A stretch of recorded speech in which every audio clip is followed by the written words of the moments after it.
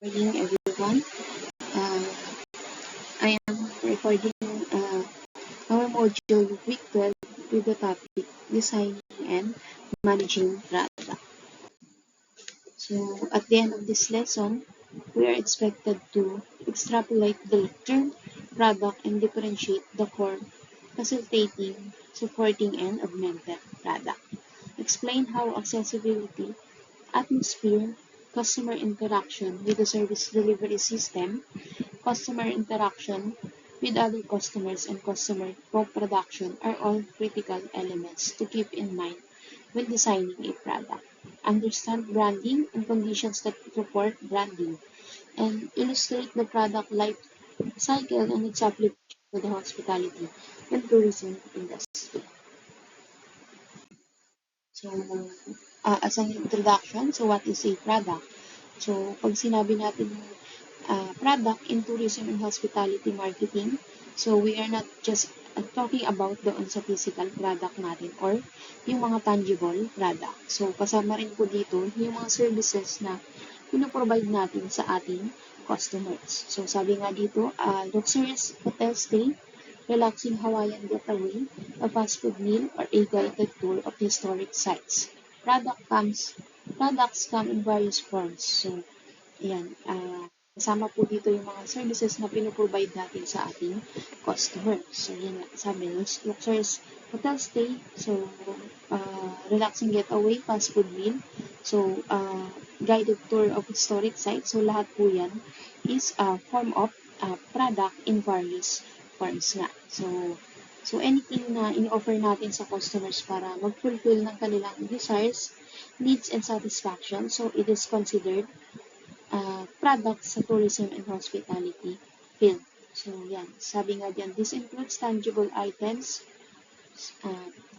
services, and locations, businesses, and concepts. So, either tangible or intangible product yan. So, considered as product sa ating industry. So, there are four levels of product. So, the core product, facilitating product, supporting product, and augmented product. So, we will identify it one by one sa ating following slides. Core products. At its simplest level, the core product is what the buyer is seeking. So, for instance, when someone books a 4-day holiday in Boracay, they're not just buying a plane ticket, a hotel stays, and meals. So, depending on the individual, it can be about experiencing culture, reconnecting with roots, and seeking adventure or finding romance. So, marketers should focus on uncovering these core benefits and selling them rather than just listing features. So, sa core product po natin, it is the main reason kung bakit si customer is bumibili sa atin ng product. Baga ito yung desire, needs, or benefit na hinahanap nila sa ating product. So, for example, dito sa slide, sabi, when someone books a 4-day trip to Boracay, so hindi lang naman yung plane ticket, hotel accommodation, or meals yung kanilang desire na benefit dito. So, hindi naman yan magta-travel ng iyon lang po ang reason. So, ano ba yung mga desire or hinahanap ng ating tourist? So, syempre, aside dun sa mga naunang na-mention, so, kaya sila nag-book ng trip is because they want to experience yung cultural connection, so, or kaya naman adventure, relaxation, or sabi nga dyan, finding a romance. So, yan. So, depende yan sa desire na benefit ng ating mga tourists. So, yan. Hindi yan magta-travel si tourist dahil lang gusto nga mag-travel. Of course, meron silang mas deeper desire or yung gusto nga nilang ma-experience doon sa certain destination.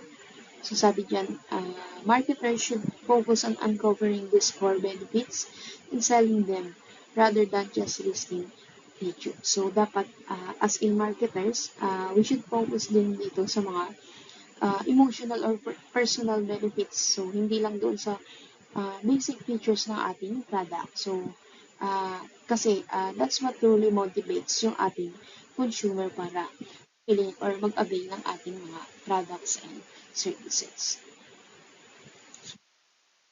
Next. is facilitating products. So, facilitating products are the essentials needed for guests to enjoy the core product. So, for instance, a top-notch corporate hotel must provide services like check-in, business center, dining options, and valet service. So, ayan. So, sa facilitating product naman, so, para mas ma-enjoy nila or ma-provide natin yung fulfillment ng ating customers sa ating core product.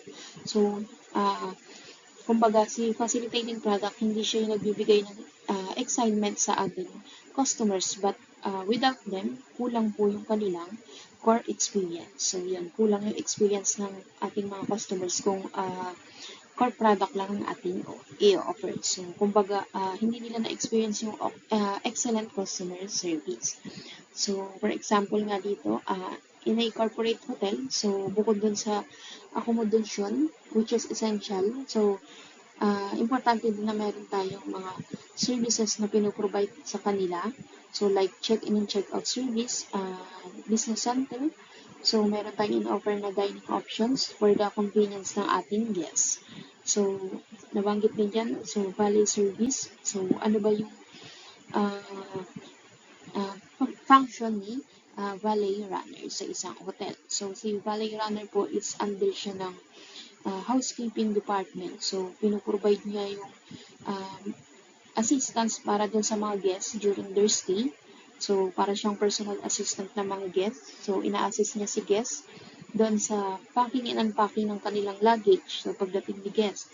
Or kaya naman yung iba, magsa-shine or maglilinis ng shoes ni guests. So, anything na kailangan ng guests na for assistance is kailangan i-provide ng valet runner. So, di ba, hindi siya yung pinaka core product natin, but it enhance yung satisfaction and enjoyment ni guests while staying sa ating accommodation. So, sabi dyan, accessibility is crucial. While resort condominiums may close their front desk in the evenings, they must inform guests and plan for late arrivals. So, a business hotel, however, must always keep its front desk open to meet guests' expectations. So, yan. Importance ng accessibility. So, para ma-enhance yung customer service and satisfaction ng customer. So, for example, sabi dyan yung front desk daw, if they are closed during late evening, so dapat fully informed po yung kanilang guests. So, or mas better pa nga na dapat 24/7 po na open talaga yung kanilang front desk to assist yung mga needs ng guests and concern. And syempre para ma-assist din yung mga late arrivals na guests. So, in short, facilitating products are the must-have para si guests is to fully experience yung core benefits ng ating products or services sa kanila. So, kumbaga si facilitating product is siya yung additional services na dapat provided sa ating customers. So, next, supporting products. So, supporting products are extras offered to enhance the core product and stand out from competitors. So, supporting product naman, ito rin yung mga non-essential extras na mas lalong mag-enhance pa dun sa experience or satisfaction ng ating guests. So, it helps business stand out from competitors. So, kumbaga hindi sila essential, but they also add value doon sa ating pinaka-core product. So, ang example dyan, sabi, having an iPad in the home or offering full service health spa can attract and retain customers. So, sometimes the line between facilitating and supporting product isn't clear, as what's considered supporting for one's market segment might be facilitating for another. So, yan. Example dito, so sabi, having an iPad sa hotel rooms, full service pa, while nakastay si guest sa ating hotel, so it can attract and retain yung ating customers. Kasi nga, ayun, meron tayong mga extra services na provided sa ating mga guests na possible na wala doon sa ating mga competitors. So, other example, yung mga complimentary wines for the guests. So, another example ng supporting product. So, example, for example, sa restaurant nila, so merong live music to add satisfaction nga doon sa ating guests and ma-enjoy nila yung kanilang stay doon sa ating restaurant. So, other example, yung mga free birthday dessert or birthday cake sa guest na birthday celebrant. So, di ba, hindi naman siya essential but it also adds value sa ating product. So, and ma-attract na and retain yung ating customers.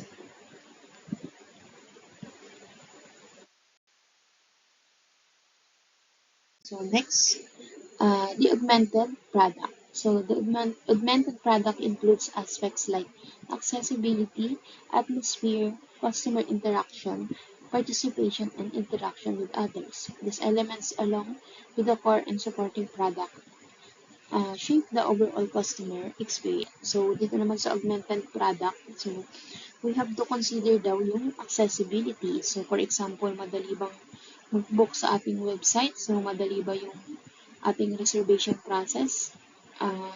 Madali ba makontak ang ating mga contact number and social media page natin? So, dapat accessible kay customers. And also, sabi dyan, atmosphere. So, atmosphere or ambience ng ating establishment. For example, usually ngayon, di ba, sa mga coffee shop or cafe, so hindi lang naman dahil dun sa masarap ang kanilang coffee, kaya pinipili sila ng mga customers. So, it's because din dun sa mismong atmosphere or ambience ng kanilang establishment. So, ano ba ang trend ngayon? So, usually, di ba sa cafe, kailangan ng interior design nila is aesthetic, and then merong good lighting, so etc. para masabi natin maganda yung atmosphere ng ating establishment. So, syempre, makaka-attract yan ng mga potential na coffee lovers doon sa ating cafe. So, next, sabi dyan, participation and interaction with others. So, ayun, meron pa tayong mga activity na involve si guests for them to fully enjoy yung kanilang stay. For example nga sa ating hotel. So, yun, yung mga events na involve ang guests during their stay sa hotel. So, example ng augmented product. So, augmented product, in short, siya yung kukumpleto doon sa overall experience ng ating customers. So, syempre, nasa customer service yung field natin, so dapat lang na may mga additional services na provided sa ating customers nga para mas ma-enjoy and ma-attract or ma-retain nga natin ito na maging ating mga repeat customers. So, managing these elements is vital because in hospitality and travel, customers play a role in the service delivery process. For instance, when guests check in a hotel, navigate the room, and interact with staff and other guests, the atmosphere becomes crucial part of their experience. So, the augmented product encompasses all these key elements that need managing when customers engage with the service. So, there are elements naman under ng augmented product. So, yan nabanggit na kanina, accessibility. So, for a product to have value, it must be easily accessible. Two barriers to accessibility are limited hours of operation and lack of information. So, yun, sabi natin dapat nga, lahat ng kailangan na information ni potential customers regarding sa ating business is dapat provided sa kanila. So, dapat nakikita nila sa ating websites or sa mga social media platform natin na ginagamit for marketing. So, dapat lahat ng information na kailangan provided kay customer is nandoon. So, syempre yung accessibility, ginamit yan example, for example, a health club opening at 7 a.m. may not suit a business traveler who wants to work out at 6 a.m. Before a morning meeting. So, adjusting hours based on customers' needs can improve accessibility and revenue. So, yan. Para masabi natin accessible talaga, so, or ayan, makita nga nila yung mga business traveler. So, pwede nilang i-adjust yung kanilang operating hours. So, instead ng 7 a.m., adjust nila ng 6 a.m. or before 6 a.m. para nga, ayun, ma-access din ni mga business traveler na early bird yung ating uh, health club. So, syempre, accessibility to also add value doon sa ating product pagka easily accessible sa ating mga customers. Ayan, they must adjust yung kanilang schedule based doon sa customers' needs to improve yung accessibility and syempre nga to add revenue for the business. Kasi iyon, nadagdagan yung iyong potential customers. So next, atmosphere, the physical environment. Atmosphere plays a crucial role in customer choices. For example, a restaurant lacking street appeal may struggle to attract customers despite offering great food and service. So, ayun, yan nga, hindi lang naman yung food na masarap ang nakaka-attract sa ating customers. So, syempre, dapat attractive din yung ating establishment. So, like example, yung restaurant. So, dapat stand out siya doon sa location or ayun, madaling mapansin ni customers. So, for example, maganda ang lighting, maayos ang establishment. So, lahat yun, it can attract din yung customers natin. So, atmosphere is experienced through the senses, including visual aspects like color and size, auditory elements like volume, olfactory dimensions like scent, and tactile factors like softness and temperature. So, yun. Kasama sa atmosphere yung color and size and visual. So, yun, dapat attractive siya or nakakakot ng attention doon sa mga potential customers sa restaurant natin.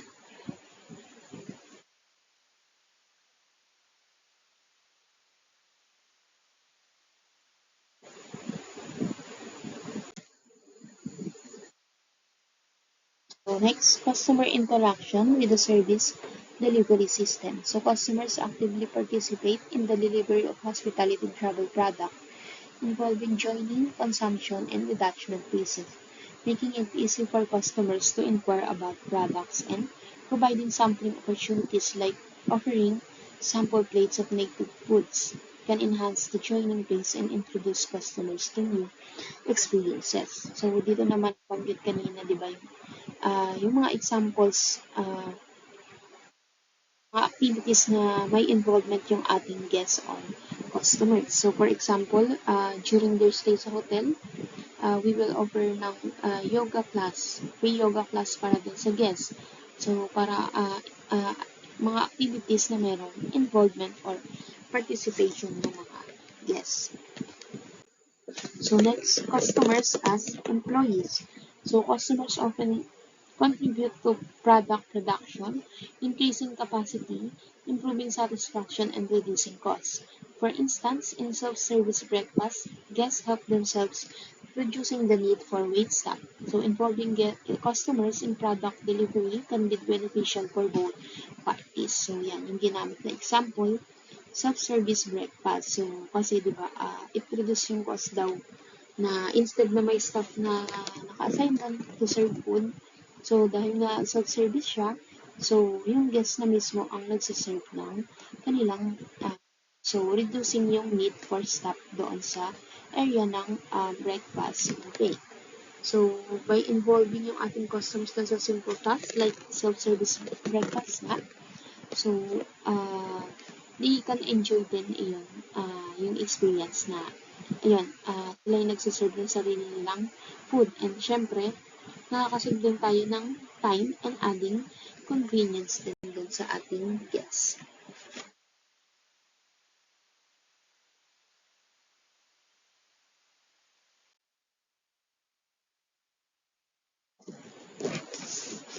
So next, building a strong brand. So a brand is more than just a name or symbol. It's what sets a company products or services apart from competitors. So some experts may even consider brands to be a company's most valuable asset, capable of lasting specific products or physical assets. So yan, building ng strong brand, so para ma-differentiate yung ating products or services doon sa ating mga competitors. So through strong branding then we can build recognition sa ating customers. So it build customer loyalty and to, syempre, stay competitive kapag meron tayong strong branding. So, ano ba yung kasama sa branding? So, di ba, yung color palette, for example, na ginagamit for the logo or social media posting ng isang company. So, ano ba yung mga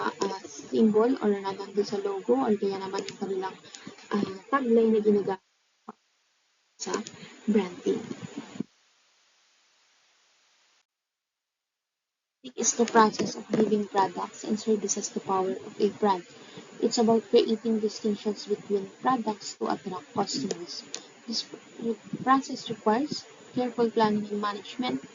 So, yan. Paano ba yung effective branding? So, it means giving product or service ng unique identity para mag-set apart siya doon sa other competitors. So, through effective branding din, we can attract na yung ating customers and build ng loyalties. So, pag maganda ang branding ng products or services natin, so mas madali rin tayong matandaan ng ating mga customers or matandaan yung ating mga products. So, yan nga yung example sabi ko kanina, yung mga catchy na taglines, attractive na logo, example siya ng strong branding.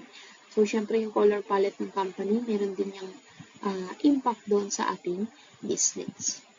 So, for example, sa mga food businesses, so, sa mga sikat na fast food ngayon, so, ano ba yung madalas na color na meron doon sa kanilang logo ng mga kilalang fast food. So, yan, kung ma-observe tayo, di ba?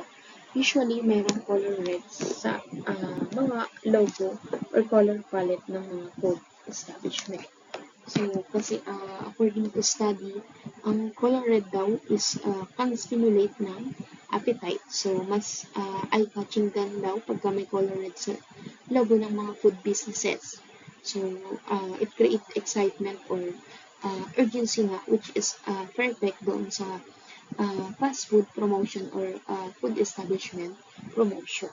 So, ano ba yung mga example ng fast food natin na merong color red sa kanilang logo? So, marami diba? So, McDonald's, Jollibee, KFC, Pizza Hut. So, ayan.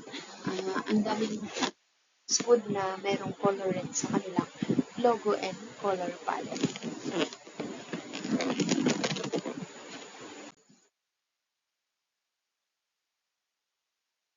Equity. So, brands are more than just names and logos. They're vital in how a company connects with consumers. Brand what customers think and feel about product and it represents to them. So ultimately, brands live in the minds of consumers. As Jason Keller, CEO of Hulu, puts it, a brand is what people say about you when you're not in the room. Iba po ang branding and brand equity. For example ng branding, bigyan natin example, for example, sa mga brands ng shoes ngayon. So, some people may be willing to pay more para sa kilala. So, for example, yung brand na lang ng Nike. So, hindi lang naman yung product nila. So, bakit mataas ang demand sa kanilang product? So, it is because ng kanilang brand reputation or image and yung trust na na-build nila doon sa kanilang mga consumers.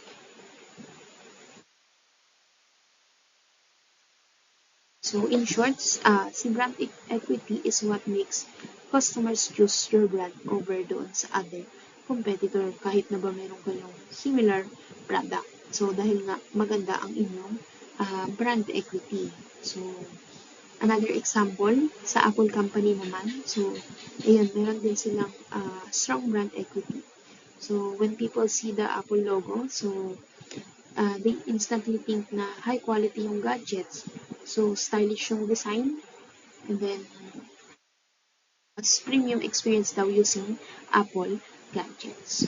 So, dahil nga maganda or strong yung brand equity ni Apple, so they can charge ng higher prices doon sa kanilang mga gadgets kesa sa kanilang competitors. So, kahit na mataas yung prices nila, so, as we observe naman kahit ngayon, in demand pa rin yung kanilang mga gadget kasi nga maganda yung kanilang tinatawag na brand equity.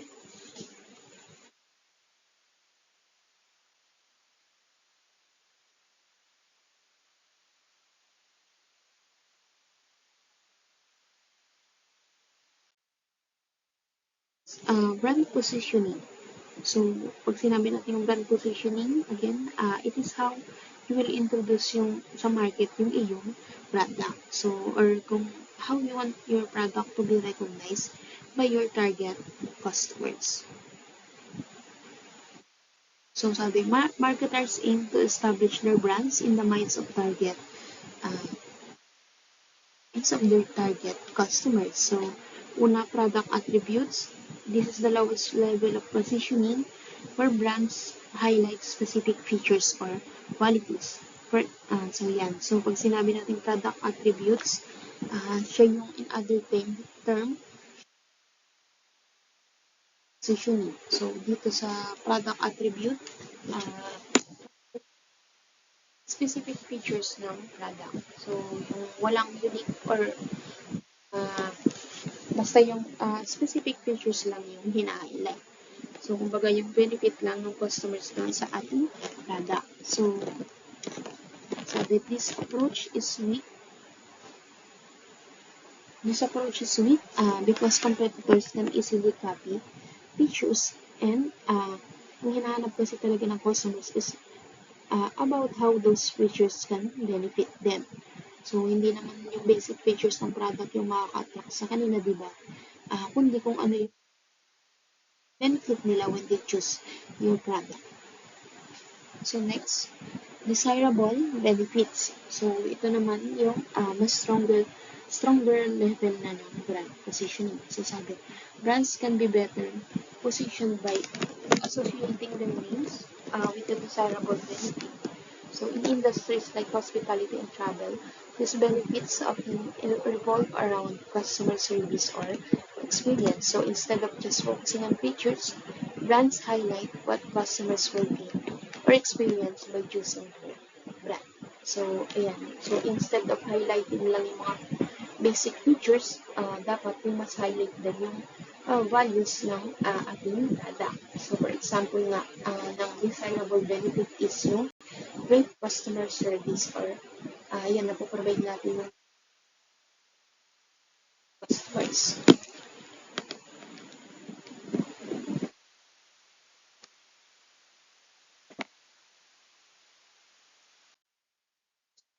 Categories of brands.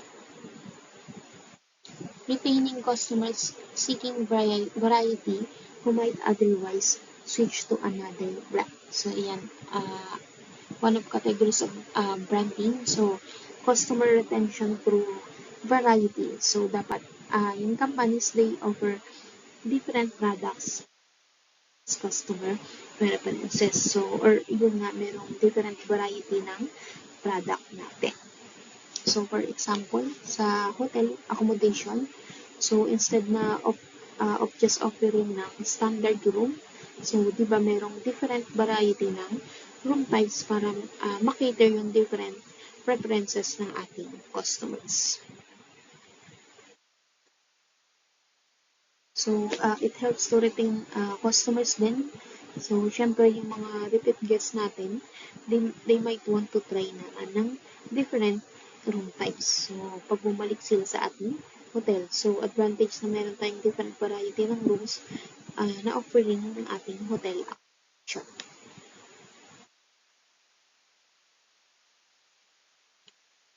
Ayun, pag may different variety tayo, syempre, they will stay doon sa ating company's offerings. So, instead of going doon sa ating mga competitors kasi nandoon naman na lahat ng hinahanap nila or ina-expect sa isang accommodation. So, another example naman, travel and tour.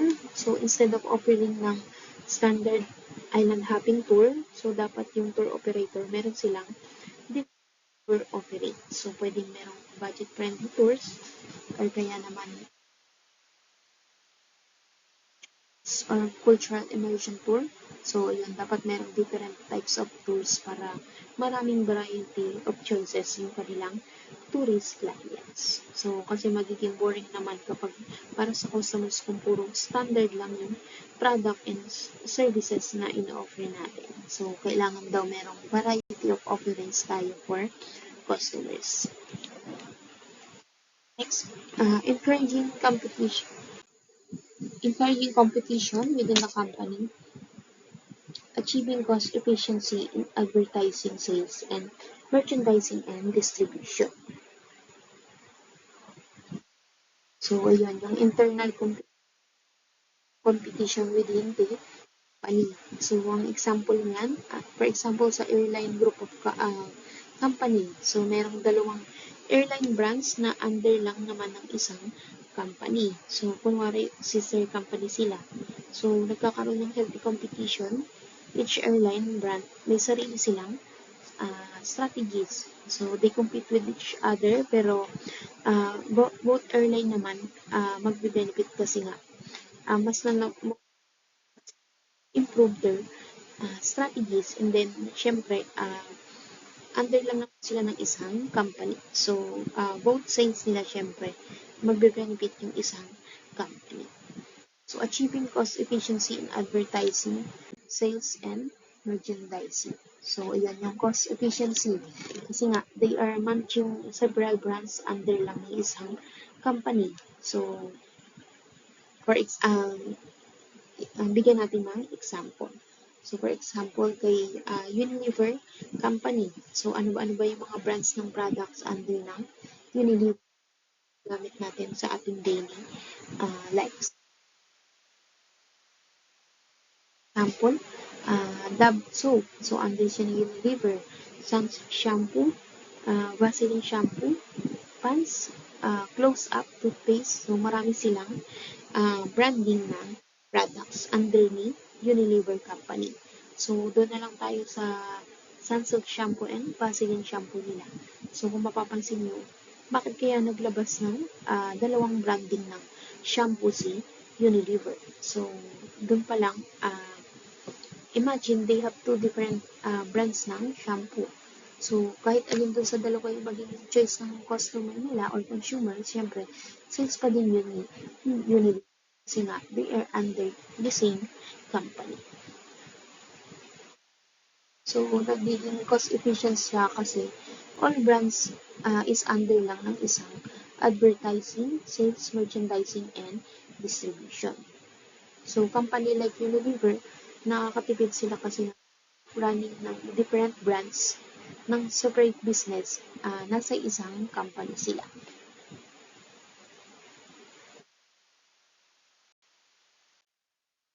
So, managing brands. Companies must carefully manage their brands. Firstly, they need to consistently communicate the brand's positioning to consumers. Major brand marketers often invest heavily in advertising to raise brand awareness and foster preference and loyalty. So, iyan, kailangan daw yung consistency and communicating yung ating brand sa potential customers. Advertising campaigns can establish name recognition, brand knowledge, and even preference. However, it's essential to recognize that brands are sustained not just by advertising, but by customers' experience with the brand.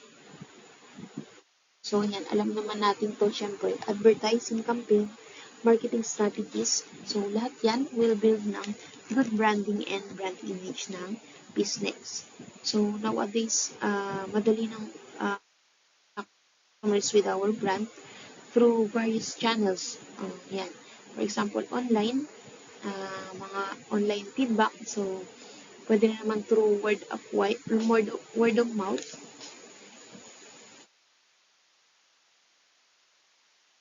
So, ngayon, mas wider na yung channels or platform for customers to interact with our brands. So, either online yan or through word of mouth nga.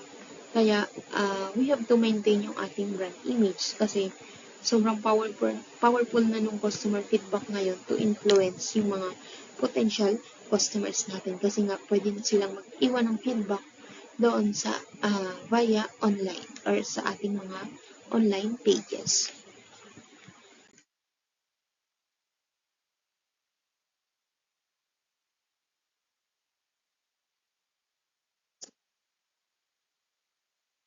Illustration dito is example ng branding. So, kung mapapansin niyo si Marriott Company, so they manages multiple hotel brands. So, ayan.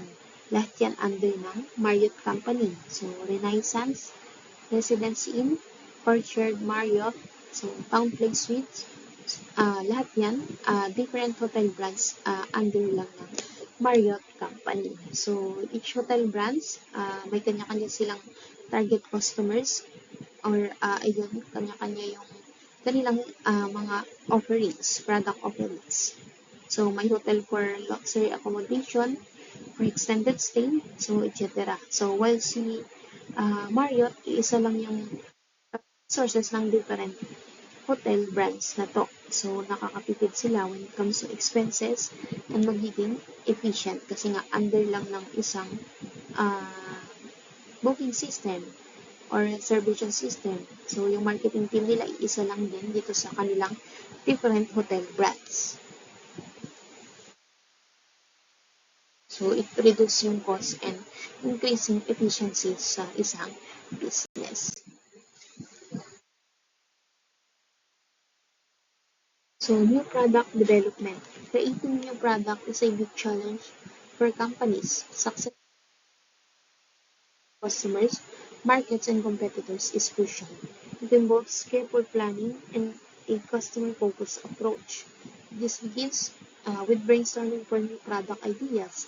Companies explore various sources like their own team, customers, competitors, and suppliers to find the gems among many ideas. So, sabi dyan, creating product is challenging daw for the company. So, syempre, kailangan ng fruitful na brainstorming to generate new ideas para sa new product. So, yung idea generation, pwedeng from sources like sabi, ideas ni employees.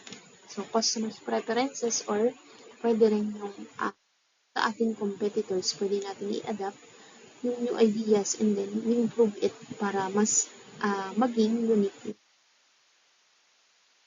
So, ayun, kailangan ng careful planning when developing a new product. Sources of new product ideas, awareness of external environment, keeping an eye upon what's happening outside your company. So factors like economic changes, security concerns, and shifts in demographics can spark new ideas. So yan, dapat updated din tayo dun sa nangyayari sa labas ng ating company. So yung mga bagong trend ngayon sa market, so dapat alam natin. So it can lead to new ideas. So, dapat aware din po tayo dun sa changes in the economy, safety concerns, or population trends. So, yung mga innovative na company, they are always updated nga sa nangyayari outside their company. So, kaya mabilis yung innovation and creativity ng new ideas for their company. Source of new product ideas is internal sources. So look within your companies for fresh ideas. It's not just about formal research and development or R&D. Employees from top executives to salesperson often have valuable insights. Many companies foster a culture of innovation through programs that encourage employees to contribute their ideas. So, dito naman, sa internal sources, new product ideas from inside ng company. So, hindi lang dapat lagi galing yung ideas from the research and development or R&D or sa mga top executive or upper management natin. So, dapat lahat po ng employees, regardless of level of position, is may freedom sila to offer yung kanilang valuable insights. So, valuable insights na pwedeng mag-benefit sa company. So, encouraging yung staff to share yung kanilang ideas, makakatulong din po ito to build a culture of innovation. So, many companies have culture of innovation through programs na encourage sa ating employees to contribute their ideas. So, for example, yung suggestion program with rewards. So, kung kaya mag-offer ng company ng incentives such as bonuses, recognition, and other rewards to show appreciation doon sa ideas na na-implement and nag-work or naging successful doon sa company. So, yan, this can motivate din yung employees to actively contribute and participate sa brainstorming of new ideas for product development.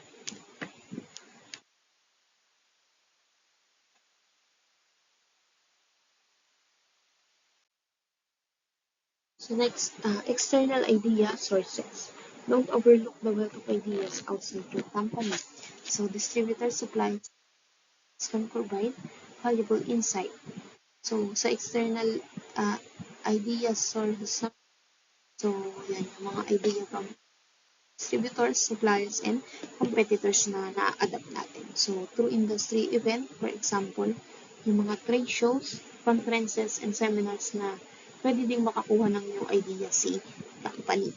So aside from internal ideas or ideas within company, you can also adapt product ideas from outside or external sources.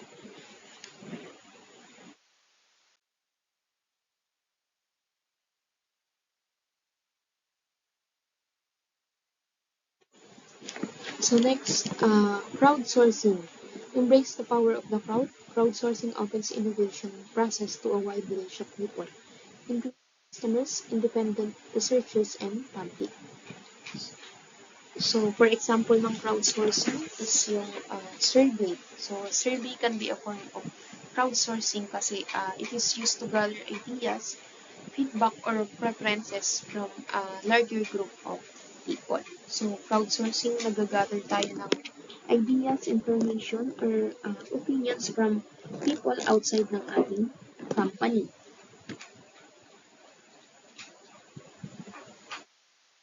So, usually ngayon via the internet or online. So, pwede tayong gumawa ng booking forms para gawing surveys and pwedeng magamit na tool for crowdsourcing.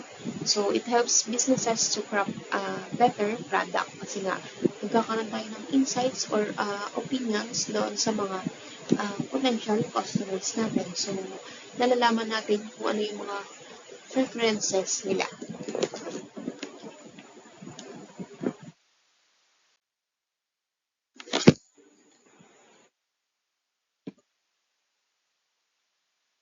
So next is product life cycle strategies.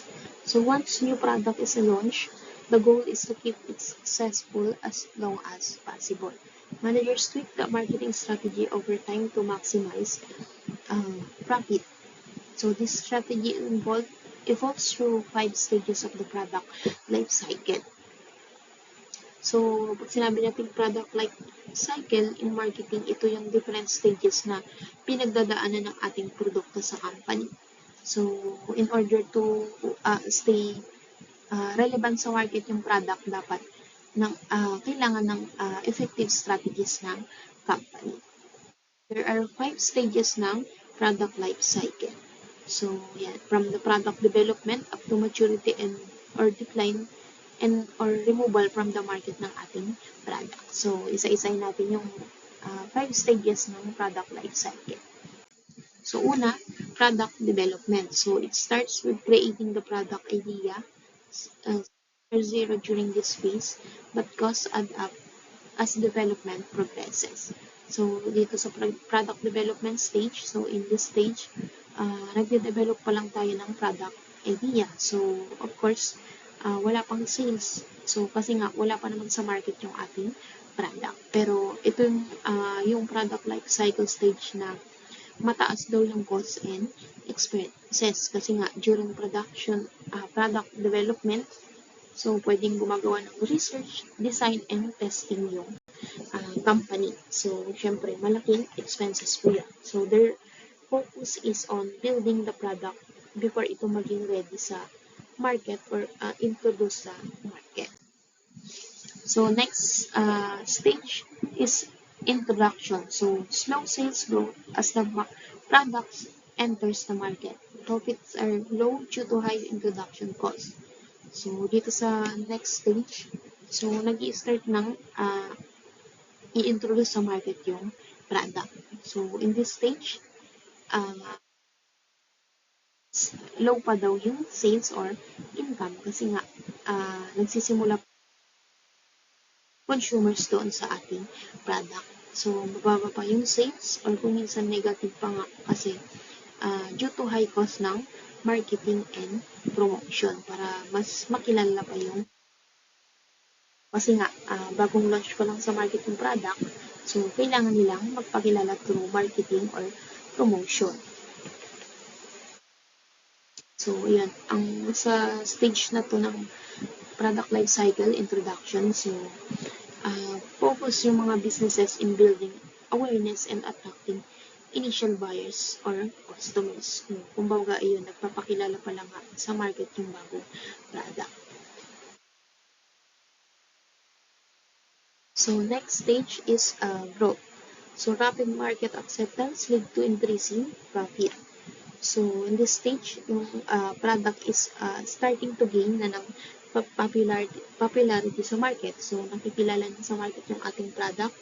So, leading to sales growth. So, yan, tumataas na yung sales. Pagka nasa growth stage na ng product life cycle ang ating product. So, as more people buy it, nagkakaroon na ng growth nga sa sales. So, kumbaga, nagbunga na yung lahat ng marketing efforts ni company. So, fourth stage, sales growth slows as most buyer accept the product. Profits level of or decline due to increased marketing costs to compete with rivals. So, yan. Sa maturity stage naman, once na na-reach na ng product itong stage na to, nagiging challenging na sa company kung paano sila magkakaroon ng sales from that specific product. Kasi nga, nasa maturity stage na siya. So, kumbaga, nag-slow down na yung sales natin because most potential customers already have the product.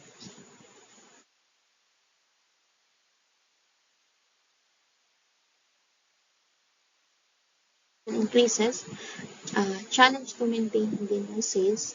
So, mahirap din. So, kasi nga, mas higher yung marketing cost na nga para to maintain yung products sa market.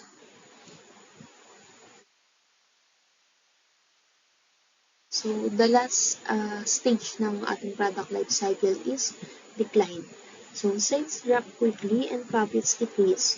So, ayan, as the demand for the product decreases, syempre, slowly bumababa natin yung ating sales or income. So, ito na yung stage na yung company will decide kung i-update man nila yung kanilang equipment or business tools or discontinue lang yung pag-produce ng product or kaya naman replacement ng bagong product idea.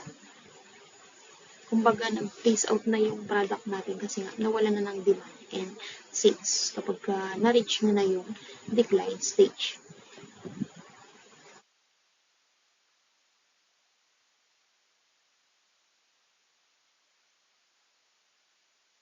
So, one of example ng company or product na na-reach na yung decline stage.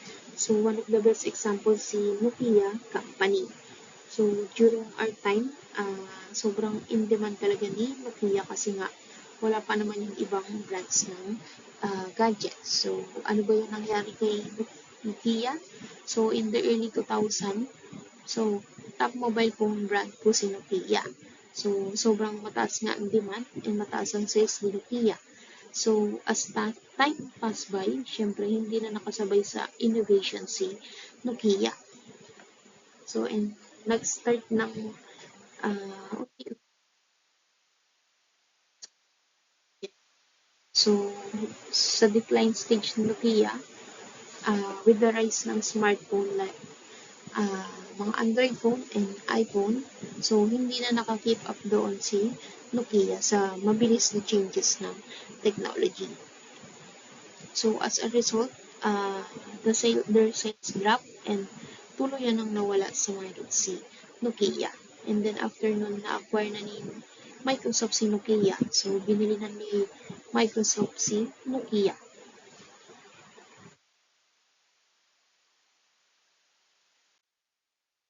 So, the product life cycle concept applies to different aspects like product classes, fast food restaurant product forms, fast food hamburgers or brands. Each may experience the stages differently, with some having longer life cycles than others. So, yun, product life cycles, it applies to all businesses. So, each company, meron silang own pacing ng stages of product life cycle nila. Some may last longer and others may decline faster. So, importante yung understanding ng company about nga dun sa cycle or stages of product life cycle.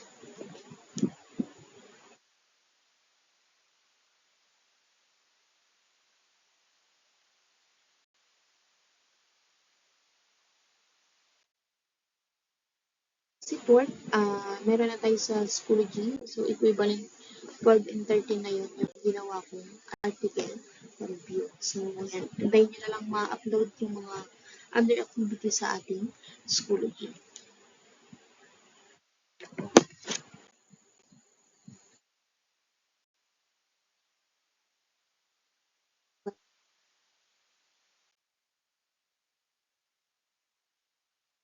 Yan ang coverage ko ng ating exam will be week 11. Thank you, everyone. So, i-end ko na dito yung ating recording ng week 2 natin.